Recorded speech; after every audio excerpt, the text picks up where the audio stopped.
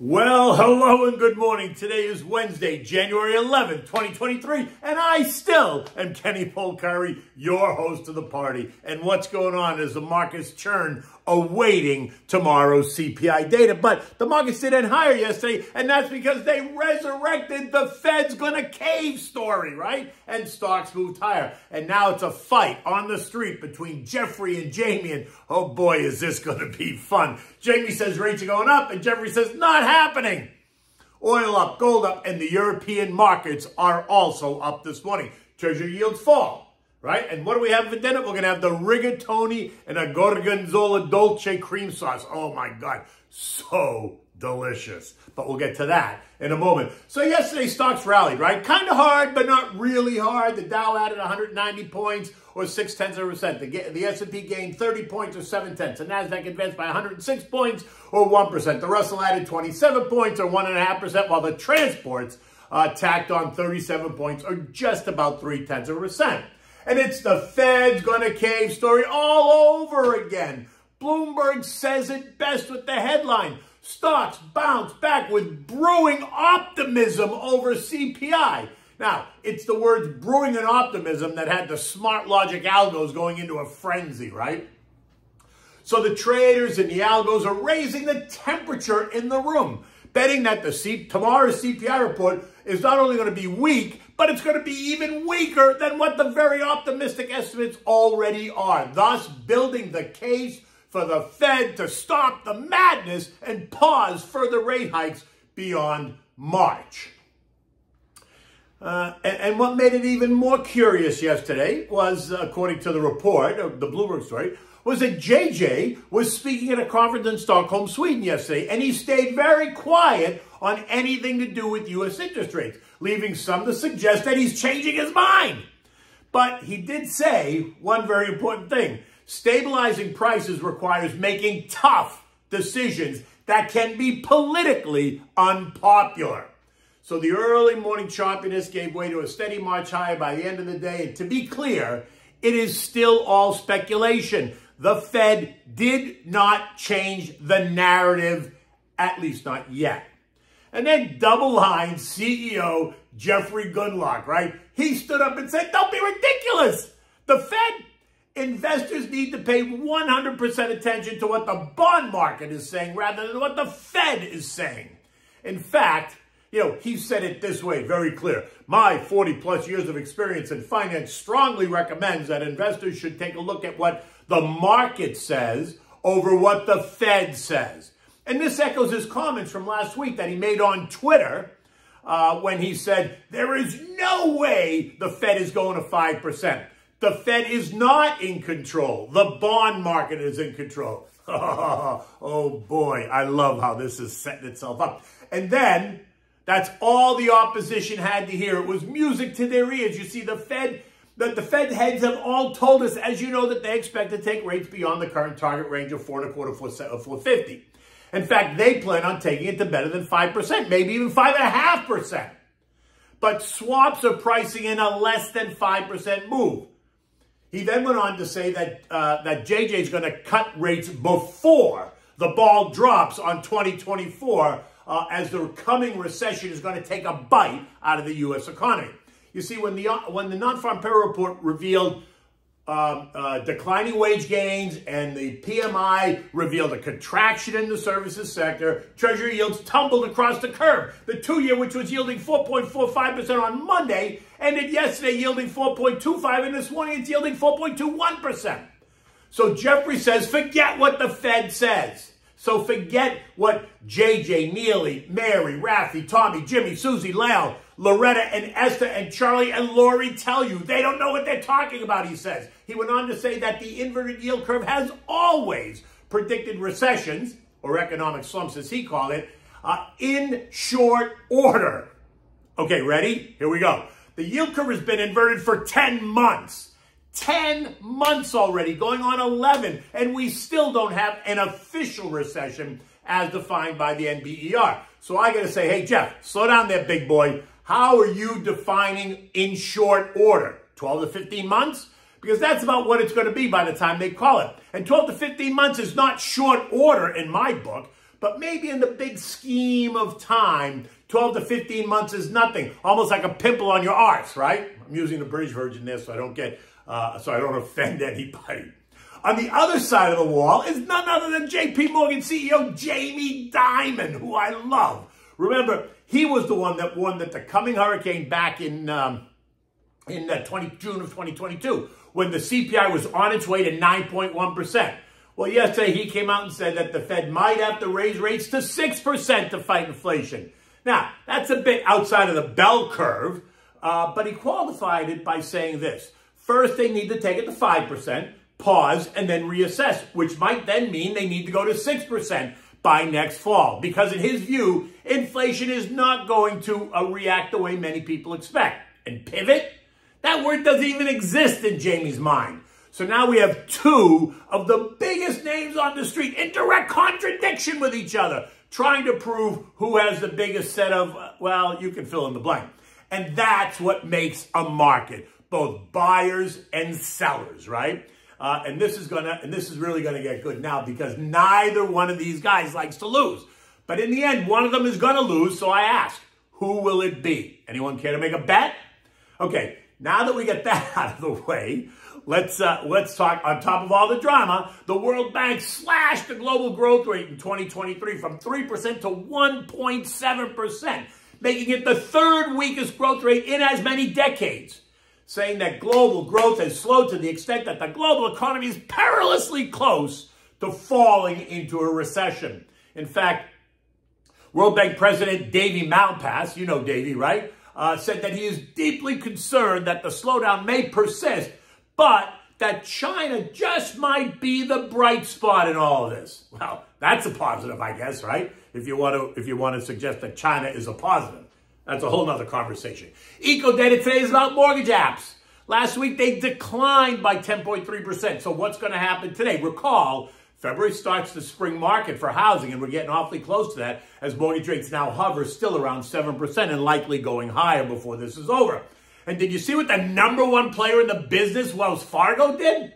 They're getting out of the mortgage business. They no longer want to be the bank that everyone goes to. And they are also shutting down their correspondent business, right? That was the business that bought loans from third-party lenders as they shrink their mortgage servicing portfolio through these asset sales, right? And closing down that end of the business. So what's going to happen next? Oh, yes, you got it. Another fresh round of layoffs.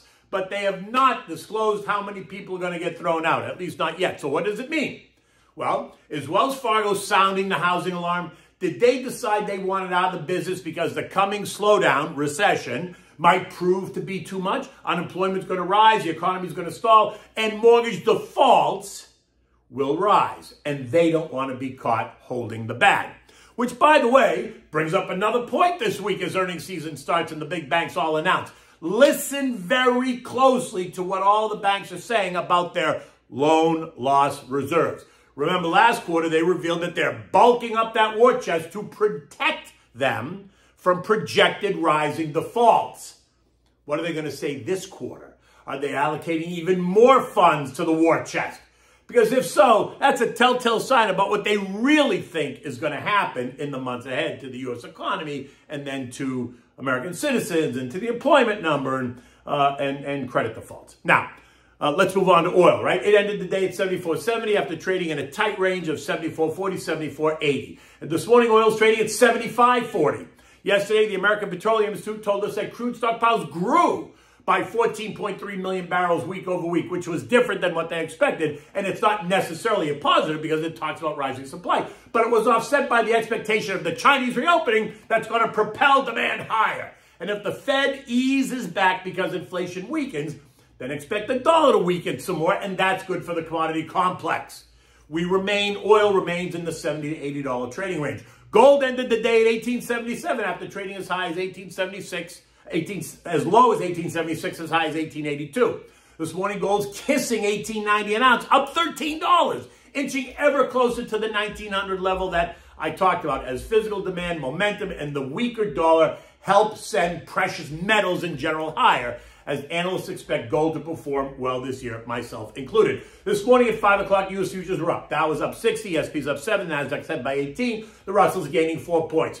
Other than the mortgage data, there's no other macro data points to drive the action today. So investors and traders and algos are going to position themselves for what they think will happen tomorrow. So expect lots of chatter. European markets are also up across the board, with the Eurostock index leading the pack up nearly 0.9%, and Spain lagging up only 0.2%, but it is up. Investors there, like here, are biding their time, right? Waiting for the next big data point. Now, Bobby Holzman, who's an ECB policymaker, told the Euro Money Conference yesterday that ECB rates will have to rise significantly further to levels that are sufficiently restrictive in order to bring inflation back to 2%. Oh my God. Now think about all the chaos that's going to bring, right? Significantly further and sufficiently restrictive. Talk about leaving the door wide open to interpretation. What exactly does that mean? And everyone's got a different definition. The S&P closed the day at 39.19 yesterday, up 28 points, 30 points. Once again, piercing the uptrending 50-day moving average at 39.07. We're only 24 hours away from the December CPI report. I would expect more chatter today, right? With the media focusing on what Jeffrey and Jamie's analysis ahead of the actual report, along with what the World Bank just did, right? In terms of cutting global growth, what it all means for the investor. Let's see who else comes out of the woodwork to take the sides, right? It's going to be very interesting to see how investors interpret the expected weaker data in light of all this recent commentary. Remember, the tone can change on a dime, and it usually does. You don't have a chance to react, right? It happens so fast. And if there's any indication that the current Fed narrative is about to change, and watch out, right? The algos will go hyperbolic, and a 3 or 5% move on the upside would not surprise me or anyone else, which makes me ask the question again. Is the tone so negative that it's almost positive, right? So it's T-minus 24 hours, so sit tight. Once the booster rockets fire, there's no turning back, at least for the day. Okay, so what do we have for dinner today? Oh, this one is so delicious, but it's very filling. So you don't have a big, huge bowl of it, although you could if you really like it. It's a rigatoni and a gorgonzola dolce cream sauce. Oh, my God. Now, for this, you need a pound of rigatoni. And I like that because it's a nice, big pasta. It's good for this dish. Olive oil, you need 3 medium shallots. Those are chopped. You need a bag of frozen peas, a pound of sweet Italian sausage out of the casing. You need 6 or 7 ounces of Gorgonzola dolce cheese. You need a cup of heavy cream. You need flat parsley, Italian parsley, salt and pepper. And, of course, you need the Parmigiano or the freshly grated Pecorino Romano, but not both, one or the other. Now, bring a large pot of salted water to a rolling boil on the back burner and leave it there getting it ready. In a large saute pan that's going to be big enough to accommodate the pasta, you're going to heat up a splash of olive oil and you're going to brown the sausage. Season it with a little bit of salt and pepper, brown it. When it's all browned, remove it and just set it aside in a bowl. Now, in that same pan, don't clean it. Add a little bit more olive oil to the saute pan and now add the shallots. Saute until they're soft, maybe 4 or 5 minutes. Then you're going to add in the frozen peas, the cream, and the Gorgonzola cheese. You want to heat it up on medium-high, not too high because you don't want to burn anything, and then reduce it to simmer, right? Stirring it, make sure it all kind of blends together. Now, add the sausage right back into that cream sauce and blend it well. Now, while you're doing this, put the pasta in the water and cook it for about 8 minutes. You don't want it to be completely done, so you want it to be a little bit hard, right? Using a slotted spoon, remove the pasta from the water and add it to the saute pan. Do not throw the pasta water out. Then you're going to add about a half a cup of the pasta water, keeping the heat on simmer. Let the pasta continue cooking in the saute pan with everything else, right? Adding a bit more water if it appears that it's drying out. This should only take you about another 2, maybe 3 minutes max. Remove the pan from the heat, mix in the parsley, taste it, make sure it's all right. If you have to adjust with salt and pepper, do that now. Now, as it cools, the pasta will start to suck up the sauce. So that's why you still have the hot pasta water. Add a little bit more just to bring it to the consistency that's perfect, creamy. It's a nice creamy consistency. Now, serve this with your favorite grated cheese. In this case, it can be one or the other, either fresh grated Parmigiano or fresh grated Pecorino Romano. So don't mix them. So just choose one or the other.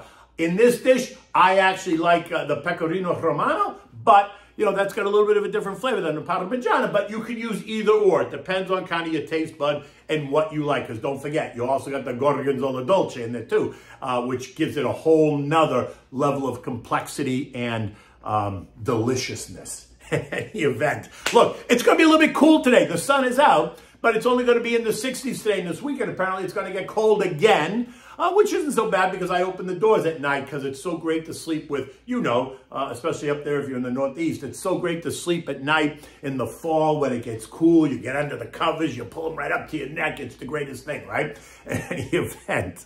Until tomorrow, take good care.